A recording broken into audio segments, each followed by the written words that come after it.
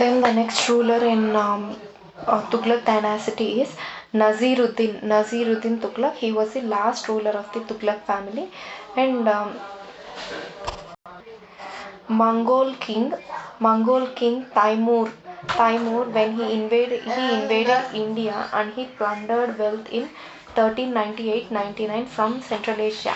He came from Central Asia. Mongol king Timur, he invaded India and he plundered the wealth in 1398 and 99. Then Khizr Khan was the officer of Naziruddin Tughlaq. Khizr Khan was the officer of Naziruddin Tughlaq. Then the Sayyid dynasty. Sayyid was the founder of the Sayyid dynasty. Khizr Khan was originally appointed as governor of Lahore, Multan and Deepalpur. So Khizr Khan was appointed as governor of Lahore, Multan and Deepalpur in Punjab by Taimur. Taimur వచ్చి కిజిర్ ఖాన్ని appoint చేసి వెళ్ళాడు అనమాట ఆఫీసర్గా. Then and later he defeated Daulat Khan of Delhi. And later he defeated Khizr Khan. He defeated Daulat Khan of Delhi to lay the foundations of the Sayyid dynasty in 1414 AD. So Khizr Khan was the officer of Naziruddin Tughlaq, but he was governor అప్పుడు. అంటే నజీరుద్దీన్ తుగ్లక్ గవర్నరే కదా, but Timur అతన్ని appoint చేసి వెళ్ళాడు అనమాట ఆ ప్లేసెస్కి చూసుకోమని. ఆఫీసర్ని గవర్నర్గా అపాయింట్ చేసి వెళ్ళాడు తైమూర్. అండ్ ఆ తర్వాత Khizr Khan he defeated Daulat Khan of Delhi to lay the foundations of the Sayyid dynasty in 1414 AD.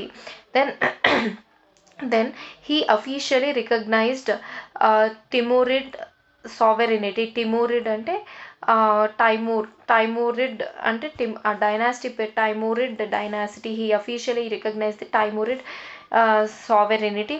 Then Khizr Khan was succeeded by Mubarak Shah. Okay, Mubarak Shah, who repudiated the sovereignty of the Timurids, thus officially beginning the independent Sayyid rule. Okay, Mubarak Shah అనేది he repudiated the sovereignty of Timurids, thus officially beginning the independence. అతన్ని Taimur sovereignty ఒప్పుకోలేదు కాబట్టి independent Saeed rule అనేది start అయిందనమాట with Mubarak Shah. Then the later rulers Muhammad Shah and Aladdin Alam Shah were weak. Okay, during their reign the power of Afghans increased, and in 1451 AD Bahulal Lodi and captured Delhi and founded the first Afghan empire in India. Okay, so Sayyid dynasty was founded by Sayyid Anar, who was the founder. It is Sayyid Khizr Khan. Sayyid Khizr Khan founded the Sayyid dynasty. And the last ruler వచ్చేసి Aladdin Alam Shah. He was killed by Bahlal Lodi అనే అతను. He came from Afghan, and వాళ్ళ power అక్కడ increase అయింది, Afghan power. So he came from Afghan in 1451 and he captured Delhi by killing Bahlal Lodi, and he founded the first Afghan empire in India. Then the Lodi dynasty. Then the Lodi dynasty was founded by Bahlal Lodi in 1451 AD, and they ruled till 1489. From 1451 to 1489 వీళ్ళు కూడా nearly 45 years rule చేశారు. 48 years rule చేశారు వీళ్ళు కూడా. 38 years rules చేశారు. So before becoming the ruler of Delhi, Bahlul Lodi was the governor of Sirhind and Lahore. పాకిస్తాన్లో ఇప్పుడున్న ఈ 2 ప్లేసెస్కి Bahlul Lodi was the governor. He was accorded the status of primus inter pares, అంటే ప్రైమ్ మినిస్టర్స్ అందరిలోకి ముఖ్యమైన వాడు అని అర్థం. ప్రైమస్ ఇంటర్ పారస్ ఉన్న among the Afghan nobles. He was accorded the status of primus inter pares among the Afghan nobles. So he shared power with the Afghan nobles and never sat on the throne or on carpet. Okay, he never sat on the throne, but they all sat on the carpet. Okay, so Bahlal Lodi, okay, he accorded the status of primus inter pares among the Afghan nobles, and he shared the power with the Afghan nobles and never sat on the throne, but he on the carpet పైన కూర్చున్నాడు అతను Bahlal Lodi. Then successful expeditions against Jaunpur and Gwalior. Then his eldest son Barbak Shah was appointed as viceroy of Jaunpur. His eldest son Barbak Shah was appointed as viceroy of Jaunpur. Then comes Sikandar Lodi. Sikandar Lodi, who succeeded Bahlal Lodi. Bahlal Lodi ruled for 38 years. Then Sikandar Lodi వచ్చాడు. Sikandar Lodi, who succeeded Bahlal Lodi, was the ablest of the Lodi rulers. Sikandar Lodi was the most ablest of the Lodi rulers. He held the Afghan nobles in check. And he encouraged the agriculture. The Sikandar Lodi's original name was Nizam Khan. So Sikandar Lodi original name was Nizam Khan. Then Sikandar Lodi, he encouraged agriculture, he put a check on Afghan nobles. And then Sikandar Lodi, he abolished octroi duty. Octroi duty, and it is related to some trade and commerce. OCTROI. He abolished Sikandar Lodi, he abolished the octroi duty, and he introduced a new measurement called as Gaz-i-Sikandari అనేది new measurement which prevailed till the Mughal times. He used new measurement called Gaz-i-Sikandari అనే measurement introduce చేశాడు which prevailed till the Mughal times. Then Sikandar extended his empire to the borders of Bengal. until the borders of Bengal దాకా empire extend చేశాడు from Delhi. He subjugated the rulers of Dholpur, Marwar, Chanderi, but his attempt to capture the Malwa and Gwalior failed. His attempt to capture Marwar, Chanderi and Dholpur, అంటే అంతా east సైడ్కి occupy చేసుకుంటూ వెళ్ళాడు. South side మాల్వార్ and గ్వాలియర్ని occupy చేసుకోవడంలో fail అయ్యాడు. He shifted his capital to Agra in 1504 and Agra developed into a beautiful town and acted as a second capital. So Delhi నుంచి Sikandar Lodi shifted his capital to Agra, and he developed it into a beautiful town in 1504. 1504లో ఆగ్రాని beautiful టౌన్గా develop చేసి and it acted as a second capital. He attempted to revive absolute monarchy. అంటే ఇప్పుడు బహలాల్ లోడి వచ్చి అందరితో power share చేసుకున్నారు కదా, but Sikandar Lodi he attempted to revive the absolute monarchy, Islamic law as a matter of state policy. Then he made Islamic law which was made the matter of the state policy and administration. Islamic law ni consider చేశారు. Then prices అనేవి were declined to its lowest. Then Sikandar died of illness in 1517. Karim sir నోట్స్లో ఏమో in 1506 అని చెప్తున్నారు. 1506లో Sikandar Lodi he built Agra and he change the capital from Delhi to Agra. Then after Sikandar Lodi, it was Ibrahim Lodi. Initially, the division of the kingdom was made into two parts. Okay, Ibrahim Lodi's younger brother Jalal Khan was given eastern and southern parts from Kalpi to Jaunpur, but later Jalal Khan was defeated by Ibrahim. First వాళ్ళ నాన్న తర్వాత సికందర్ లోడి తర్వాత Kingdom was divided into two parts. Ibrahim Lodi యొక్క younger brother వచ్చి Jalal Khan was given the eastern and the southern parts from Kalpi to Jaunpur, but later Jalal Khan was defeated by Ibrahim Lodi. Then Ibrahim Lodi ill-treated the powerful Punjab ruler Daulat Khan Lodi. He ill-treated the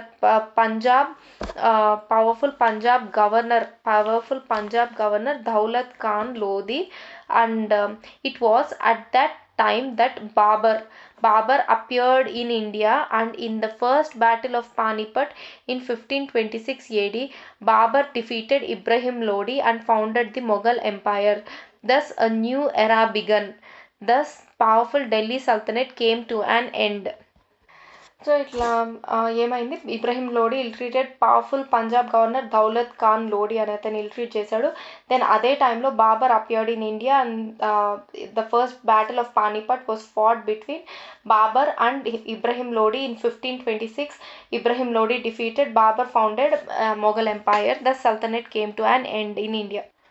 The administration under the Sultanate administration, first we talk about the ICTA system, a rent free grant in lieu of state services. ICTA system ante rent free grant, అంటే నువ్వు rent ఇచ్చే పని, I will give you a grant in the form of land for in lieu of state services. నువ్వు స్టేట్కి service చేస్తున్నావు కాబట్టి I'm going to give you a land which is rent free grant in lieu of the state services. Then theoretically surplus revenue after deducting the amount spent on the upkeep of the iqtadar and his troops were to be paid to the central exchequer. A royal auditor used to check the amount. So ఏమవుతుంది, అతనికి land ఇస్తారు. So అప్పుడు ఏమవుతుంది, first ఆ ఇక్తాదార్ వచ్చి అతని పైన అతని ట్రూప్స్ పైన స్పెండ్ చేసిన అమౌంట్ తర్వాత which is the surplus revenue ఏదైతే మిగులుతుందో that has to be paid to the central exchequer. Okay, then royal auditor కూడా ఉండేవాడు. Royal auditor he use to check the amount. Okay, తర్వాత imperial grants of the village and land were given as imperial grants of the village and of land were given to the scholars, saints, etc. Okay, within the ikta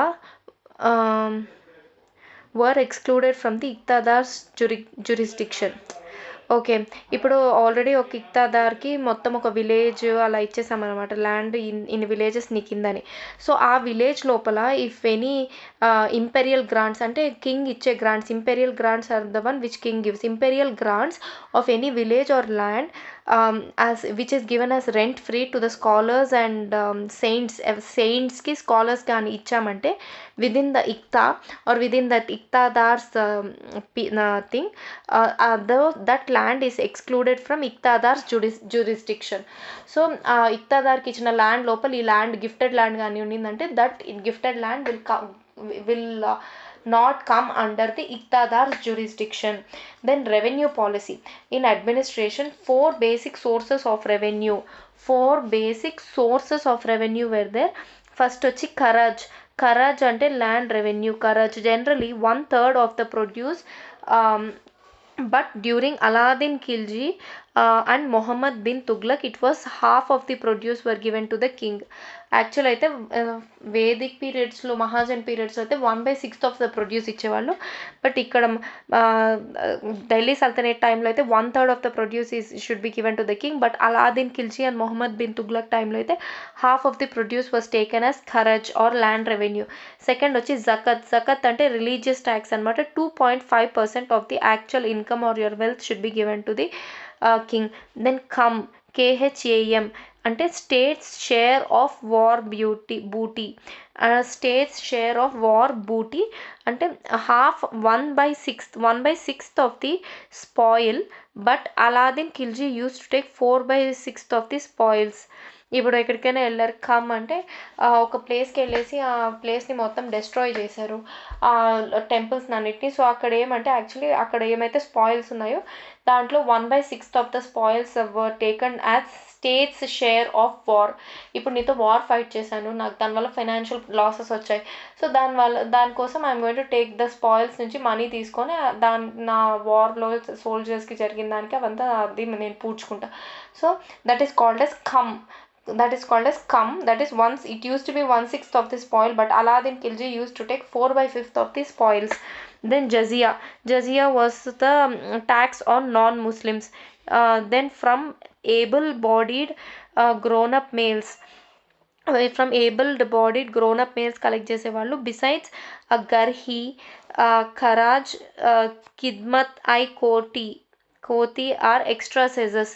Garhi కూడా cess, గర్హి was cess, and ఖరాజ్ and Khidmat-i-Koti was where extra cesses, Kharaj, Zakat, Kham, Jizya. Kharaj was the land revenue, Zakat the religious tax, Kham was the state's share of the war booty, Jizya was the tax on the non-Muslims.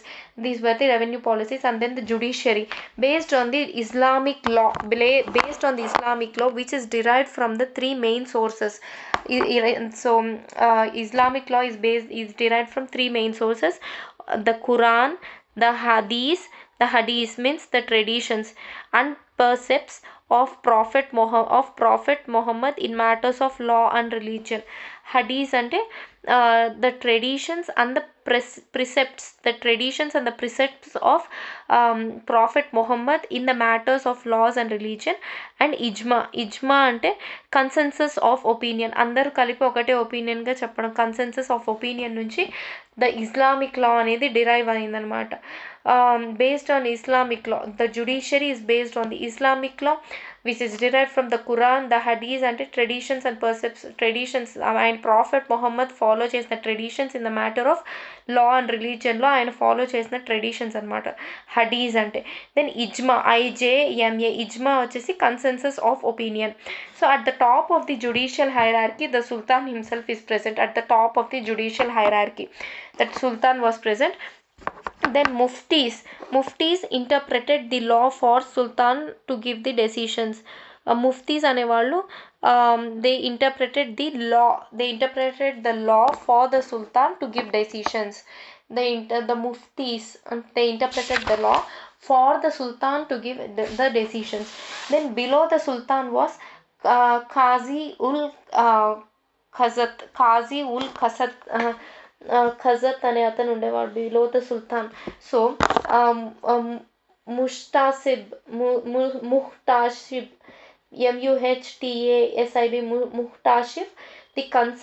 The censor of public morals. ముహ్టాసిబ్ అనే అతను ఉండేవాడు. He was the censor of the public morals, acted as a police cum judge in observance of law by the Muslims. Muslim మొత్తానికి first సుల్తాన్ ఉండేవాడు. సుల్తాన్ వచ్చి లా interpret చేయడానికి సుల్తాన్ ఎవరు ఉండేవాళ్ళు, ముఫ్తీస్ అనే అతను ఉండేవాడు. ఆ తర్వాత ఖాజీ ఐ ఖసత్, బిలో సుల్తాన్ ఖాజీ ఉల్ ఖజత్ అనే అతను ఉండేవాడు. దెన్ ముష్టాసిబ్ was the censor of the public morals who acted as the police cum జడ్జ్గా ఎవరు యాక్ట్ చేసేవాడు, ముహ్తాసిబ్ అనే అతను యాక్ట్ చేసేవాడు for to implement the law of the Muslims. Then comes trade and architecture. Trade and commerce. Important ports for overseas trade were Broach ఇవన్నీ western కోస్ట్లో ఉన్నాయి.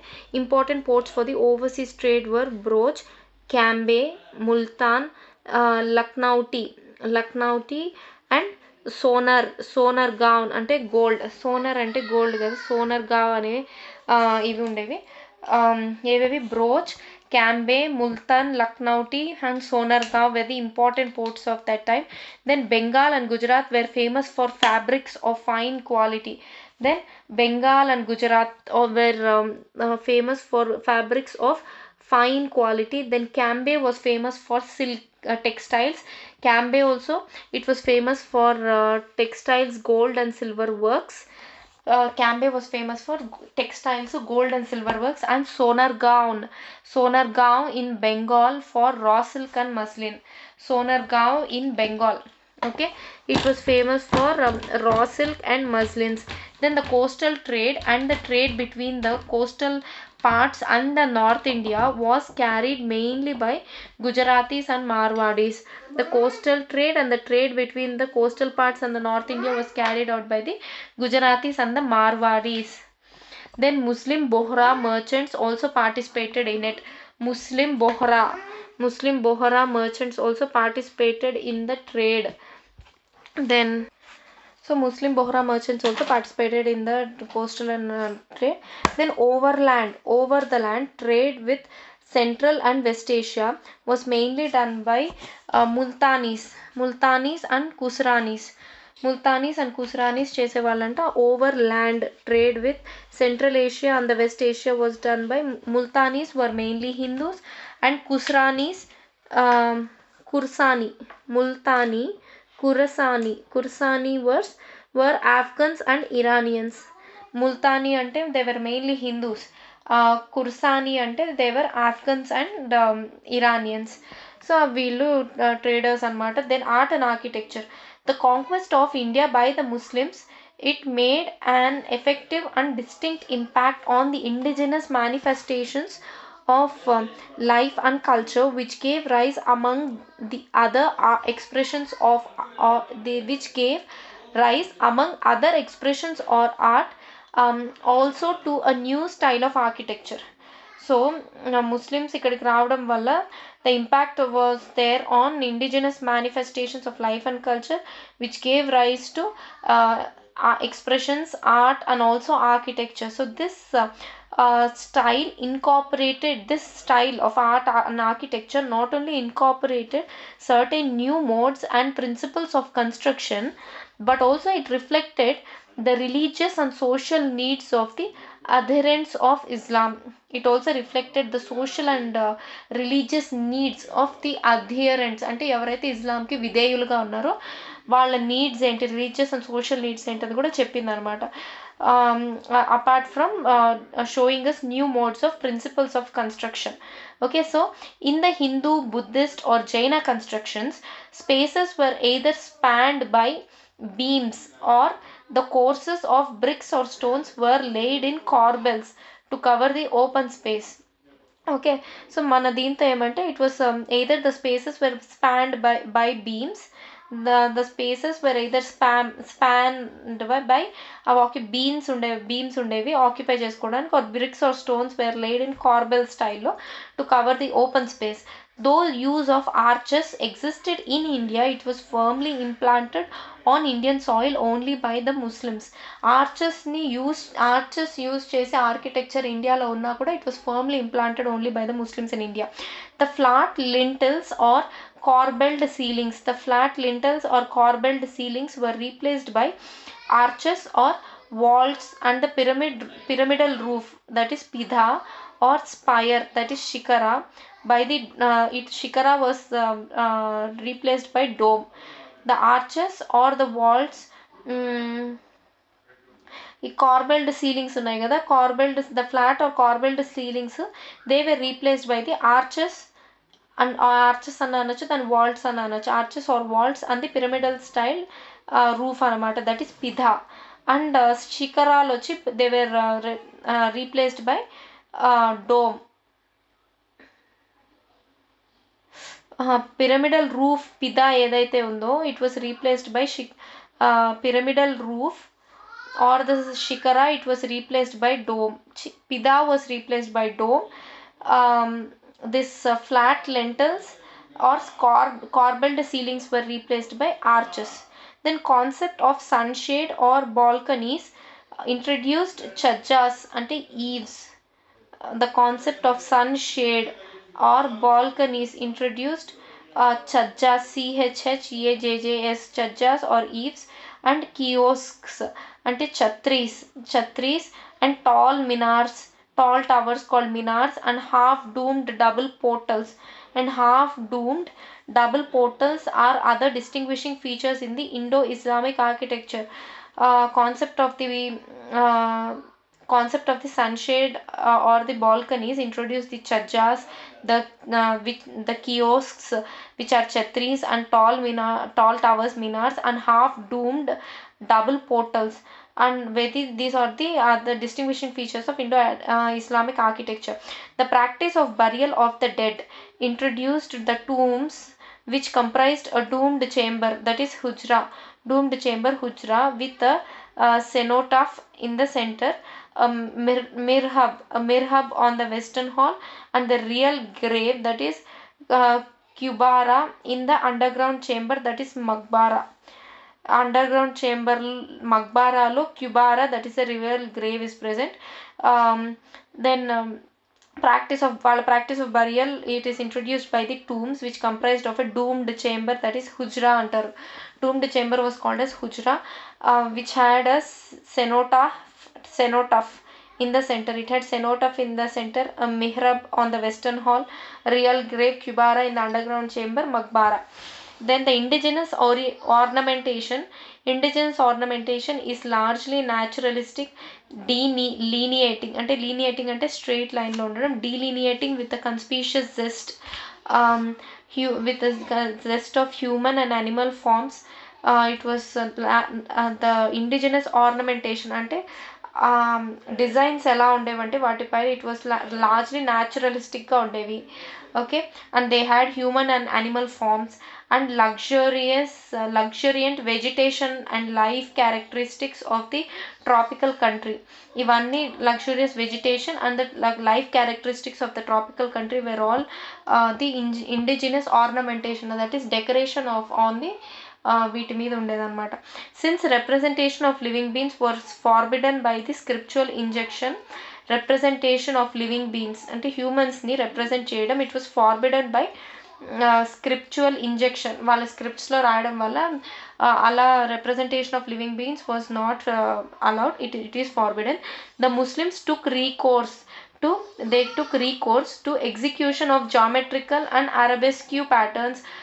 సో వాళ్ళు geometrical patterns they took to the execution of geometrical patterns వేసేవాళ్ళు, arabesque patterns ఇవన్నీ వేసేవాళ్ళు. Ornamental writing and formal representation of plant and floral like that is bells and lotus. So ornamental writings రాసేవాళ్ళు వాళ్ళ గోడల పైన.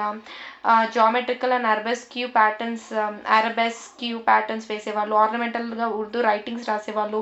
And formal representations of the plants and floral తీగలు ఇలా అంతా వేసేవాళ్ళు అనమాట. Bell shapes, flower shape, lotus shapes అలా వేసేవాళ్ళు వాళ్ళు, ఎందుకంటే హ్యూమన్ థింగ్స్ని వాళ్ళు ఫార్బిడ్ చేస్తారు కాబట్టి. Then lucidity and simplicity of expression, economic use of material, and orderly arrangement of different parts characterize the Islamic art as distinct from the exuberance, richness and exaggeration of the Hindu art. Hindu ఆర్ట్కి Muslim ఆర్ట్కి ఏం difference అంటే it was simplicity, lucid అంటే క్లియర్గా ఉండడం, lucidity and the simplicity of the expression. Economic use of material అంటే ఓవర్గా అన్ని వాడేయకుండా ఎకనామికల్గా యూజ్ చేయడం మెటీరియల్స్ని. And orderly management of the different parts of the place characterise the Islamic art when compared to that richness, exuberance and the exaggeration of the Hindu art. The Turks used fine quality mortar and added color to the buildings by using the red sandstone, while yellow sandstone and the marble were used for decoration. They used Muslims ఏం వాడారు కన్స్ట్రక్షన్కి, they used a good quality mortar which was mixed with red sandstone to give color, while red దీని మీద ఏమంటే yellow sandstone and white marble were used for the decoration. So these are about the art and architecture of the Mughals అనమాట, Delhi sultanates. Then the architectural activity. ఇప్పుడు art and architecture గురించి just explain చేస్తాం. ఇప్పుడు నిజంగా వాళ్ళు ఏం కట్టారు అవన్నీ చూడబోతున్నాం. So the architectural activity under the sultanate. Qutbuddin Aibak constructed mosques called Kuwat-ul-Islam at Delhi and Adai-Din ka Jaunpur at Ajmer. So ఈ 2 మాస్క్లు కట్టాడు అనమాట Qutbuddin Aibak. The Kawat-ul-Islam was the might of Islam, and the Adai-Din which was in Delhi. Kawat-ul-Islam was at Delhi. Adai-Din ka Jaunpur was at Ajmer. Then these were constructed out of material of destroyed Hindu and Jaina temples. వాళ్ళు Hindu and జైనా temples అంతా destroy చేసేసి దాంట్లో వచ్చిన మెటీరియల్తో మళ్ళీ కట్టారనమాట ఈ మాస్క్లు. Hindu and జైనా temples destroyed మెటీరియల్స్తో. Then while former, that is the Kawat-ul-Islam was a Vishnu temple. Initially it was a Jaina temple, then it became a Vishnu temple, then it became a Kawat-ul-Islam in Delhi, and the latter was a school named Saraswati Mandir of Chauhan King Vigraharaja IV. So Adai-Din ka Jaunpur which was built at Ajmer ఏముండిందంటే ముందుగా it was a Saraswati Mandir of the Chauhan King Vigraharaj IV. దాన్ని మాస్క్గా convert చేశారు అజ్మీర్లో. Then Qutbuddin Aibak began the famous Qutub Minar in the memory of a Sufi saint Qutbuddin Bakhtiyar Kaki. He started to build Qutub Minar in the memory of a famous Sufi saint, Qutbuddin Bakhtiyar Kaki. So it was completed by Iltutmish. Then Qutbuddin Aibak also built a building complex. He built a building complex, the first city of the first city of the 7 cities built by the Muslim rulers, and he named it Dillika or Kula I Rai Pitora అని చెప్పి build చేశాడు. He built the first city. Delhi is made up of 7 cities అని చెప్పాం. So దాంతో first city was build by Qutubuddin Aibak. దాంతో ఒక building complex